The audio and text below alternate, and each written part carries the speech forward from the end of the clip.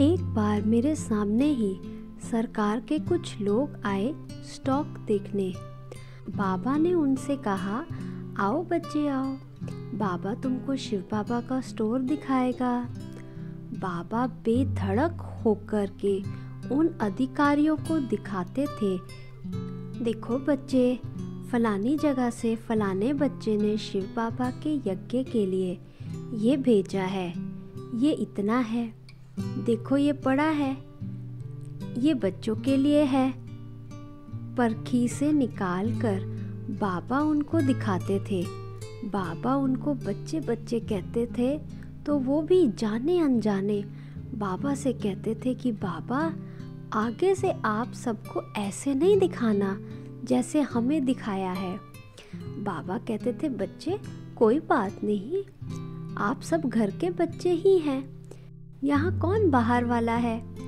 बाबा उनको सब दिखाकर दृष्टि और टोली देकर भेजते थे, तो वह भी बहुत खुश हो जाते थे। बाबा के मन में ये कभी भेदभाव नहीं था कि ये बाहर वाले हैं, ये अंदर वाले हैं। बाबा किसी को भी पराया नहीं समझते थे। वो दिन याद करके मेरा मन गदगद होता है। परमात्मा जग का पालनहार है, तारनहार है।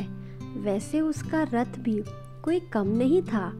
भगवान का रथ भी उतना ही सुंदर, उतना ही श्रेष्ठ, उतना ही उदारचित, उतना ही पालनहार था।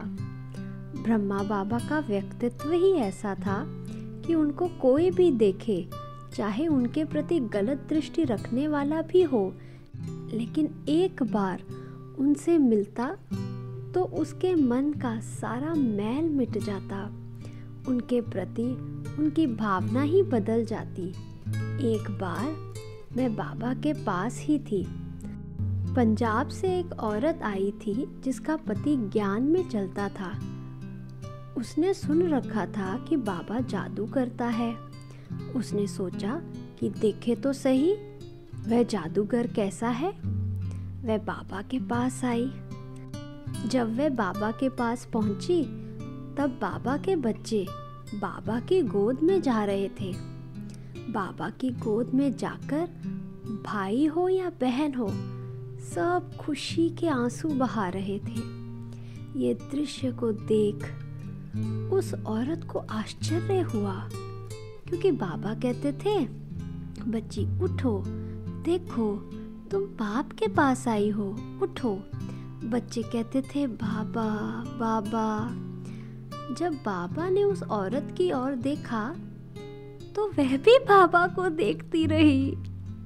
बाबा ने कहा, बच्ची गरम कपड़े नहीं लाई हो, इतनी सर्दी है, ऐसे ही आई हो, आओ मेरे पास आओ। ऐसा कहकर बाबा ने अपनी शॉल उसको उड़ा दी और पूछा, कैसी हो, ठीक हो। बेचारी वह औरत बाबा की इन प्यार भरी बातों से पानी पानी होकर आंसू बहाने लगी और कहने लगी, बाबा मुझे माफ़ करो, मैं गलत थी, ये सब बहनें और मेरा पति ही सही थे, बाबा मुझे माफ़ करो। इस प्रकार से बाबा तो बाबा ही थे। समस्त मानव कुल के प्रति बाबा का बेहद प्रेम और सेवा भाव था।